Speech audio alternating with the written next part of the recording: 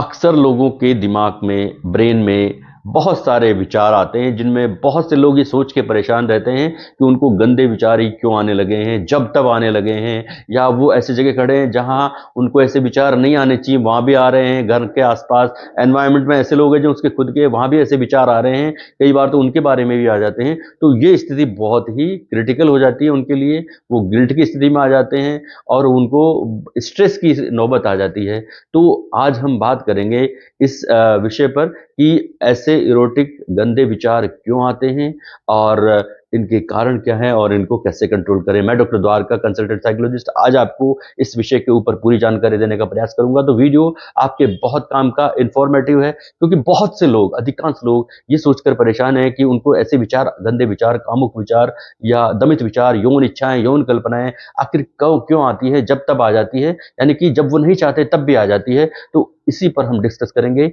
दोस्तों, सबसे पहले तो एक बात समझिए, बहुत ही साइकोलॉजिकल है।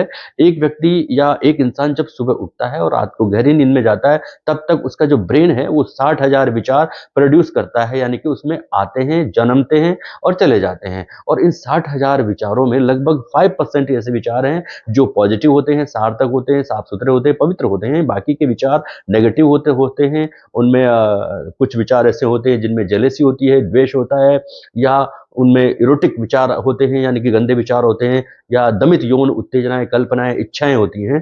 तो ये इन विचारों से व्यक्ति बहुत अधिक प्रभावित होता है। कुछ स्थितियां होती हैं जिनमें व्यक्ति में विचार आते हैं, चले जाते हैं। कुछ स्थितियां ऐसी होती हैं जिनमें बार बार वो ही गंदे विचार आते हैं, यानी कि इरोटिक थॉट्स की ओवर थिंकिंग होने लगती है। कुछ विचार ऐसे स्थिति होती है कि व्यक्ति में इरोटिक थॉट्स की इतनी अधिक आदत हो जाती है कि वो जब तब तो आ ही जाते हैं, व्यक्ति उनसे जुड़े हुए कार्य भी करने के लिए परेशान हो जाते हैं, यानी कि उनमें ओसीडी डेवलप हो जाती है। तो स्थितियां अलग अलग तरह की अलग अलग लोगों में हो सकती हैं।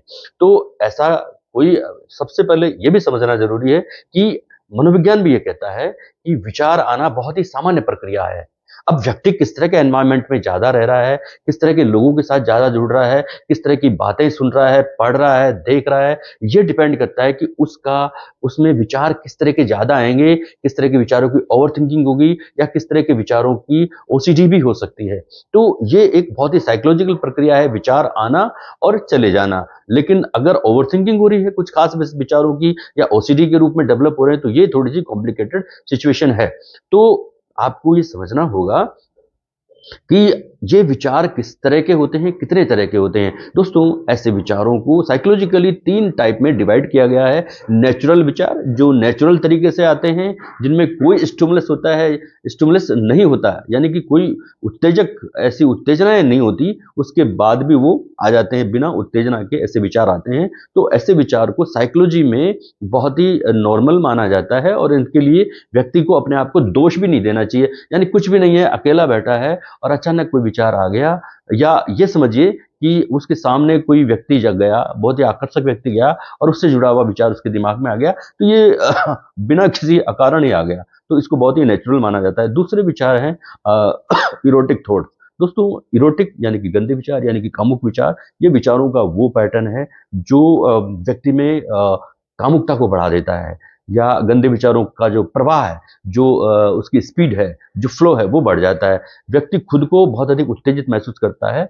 और जनरली ये विचार ऐसे होते हैं जो व्यक्ति फोन देखने की वजह से आ सकते हैं। कामुक दृश्य, चाहे वो किसी भी माध्यम से देखे, सीरियल, टीवी में कोई मूवी या किसी भी तरह से देखे, आ सकते हैं। या कोई नॉवल पढ़े ऐसी कि बहुत ही इरोटिक तो उसमें चीजें लिखी हुई है, तो उस वजह से भी आ सकते हैं। या कोई पर्टिकुलर ऐसा सीन उसके, या कोई व्यक्तित्व ऐसा उसके सामने आ जाए कि उसके दिमाग में इरोटिक या गंदे विचार आ ही जाएं, तो ये इसके कारण हो सकते हैं, ये इसकी वजह हो सकती है।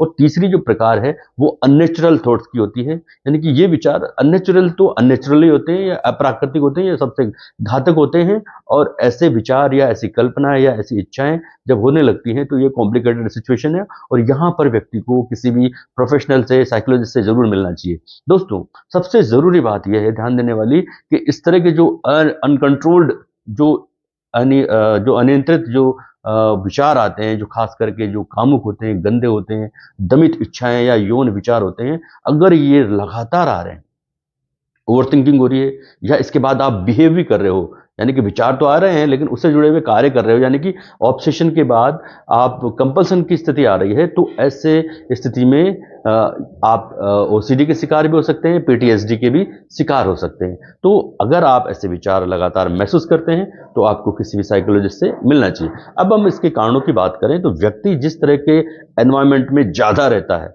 चाहे वो सोशल मीडिया में ज़्यादा टाइम बिताएगा, तो कुछ ना कुछ ऐसा आ ही जाएगा जो ट्रिगर बन जाएगा, उसके ब्रेन में ट्रिगर बन जाएगा, क्योंकि ऐसी चीज़ें ट्रिगर का काम करती है। जहां आप सोशल प्लेटफॉर्म पर हैं, अचानक कोई सीन ऐसा आ गया और आपके ट्रिगर कर गया, और वो फिर आपने दूसरा देखा, तीसरा देखा, और एक लगातार फिर आप नेक्स्ट डे, क्योंकि जब आप देख रहे होते हैं तो आपका ब्रेन सेरोटोनिन हार्मोन रिलीज करता है, जो आप में प्लेजर, आनंद को बढ़ा देता है, और आपको लगता है कि थोड़ा और देख लूं, थोड़ा और देख लूं, थोड़ा और देख लूं, और फिर आप देखते रहते हैं जब तक आपको कोई स्ट्रिक्ट ऑर्डर नहीं आता, आपको कोई काम करने के लिए उठ के जाना नहीं पड़ता, तब तक आप देखते रहते हैं, और नेक्स्ट डे आपके अपने आप कंडीशनिंग होने लगती है, यानी कि आप अगले ही दिन जब भी खाली होते हैं आप वो चीज़ें फिर देखने लगते हैं, तो कंडीशनिंग हो जाती है, व्यक्ति वैसे ही चीज़ें देखने लगता है। तो ये एक बहुत बड़ा कारण है कि आप इस तरह की चीज़ों में देखते हैं। फिर इसके अलावा दूसरा कारण देखें तो आप ऐसे लोगों के साथ अगर समय बिताते हैं जो केवल इस तरह की गॉसिप्स करते हैं, जिनमें गंदे विचारों की बातें हों या कामुक बातें हों या कुछ ऐसे एडल्ट सीन्स की बात हो, वो भी एक बड़ा कारण हो सकता है।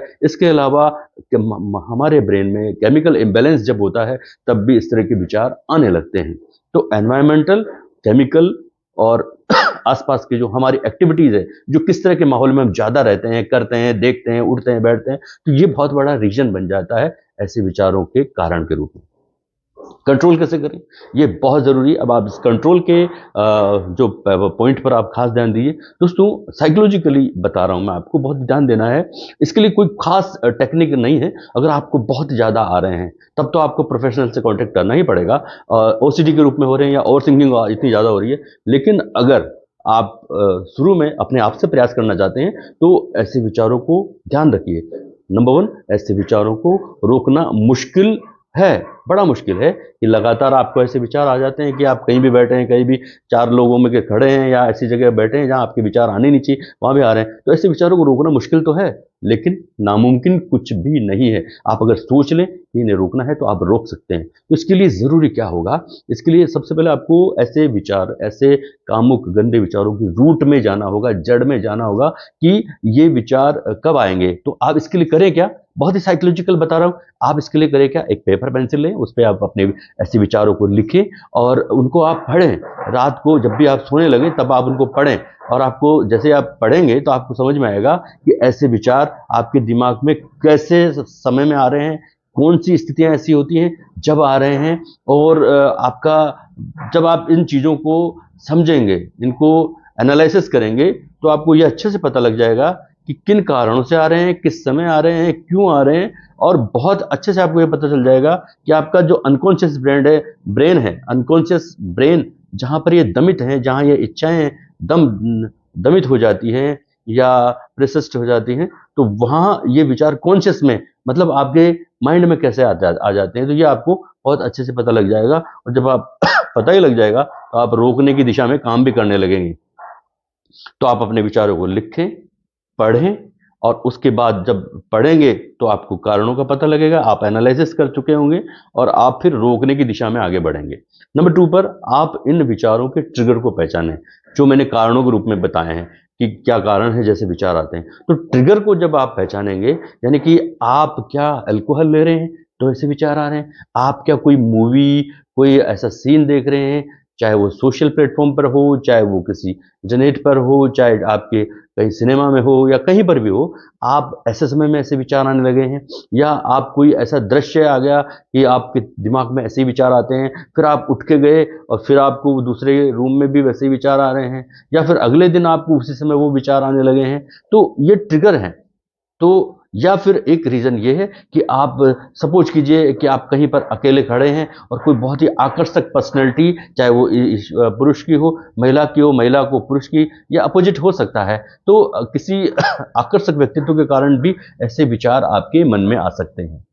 अब आप उनको ओवरलैप्ड करते जाओ, एक के बाद एक करते जाओगे तो कंडीशनिंग हो जाएगी और विचार रोज आने लगेंगे। तो आपको ट्रिगर को पहचानना होगा। ट्रिगर यानी कि जो ट्रिगर की तरह काम करे आप में तुरंत, या जैसे ही आपने अल्कोहल लिया या आपने कोई ऐसा जो है सीन देखा या आप किसी आकर्षक व्यक्तित्व को देखते हैं, तो ये ट्रिगर के रूप में होते हैं। ये एक बड़े कारण है। और तो याद रखें, अब इनको रोकना है, तो जैसे ही ऐसी चीजें होती हैं, आपको कॉन्शियसली यानी कि चेतन रूप से कोई काम में लग जाना है। सपोज कीजिए कि आप अकेले बैठे हैं और आपके दिमाग में आने लगे, आपको उठना है, आपको उठ के अपने टीवी वगैरह जो भी है, बुक लिखना है, टीवी बंद करना है, बुक में कुछ राइट करने लग जाना है, कुछ कपड़े अपने सेट करने लगने हैं, या प्रेस करना है तो प्रेस करने हैं, आयरन जो भी कुछ करना है, आप कॉन्शियसली बिजी हो जाए। तब जब बिजी होंगे तो दिमाग की कंडीशनिंग का जो एक नाता है वो टूट जाएगा, एक जो रिलेशन है वो टूट जाएगा, और आपको ऐसे विचार नहीं आएंगे।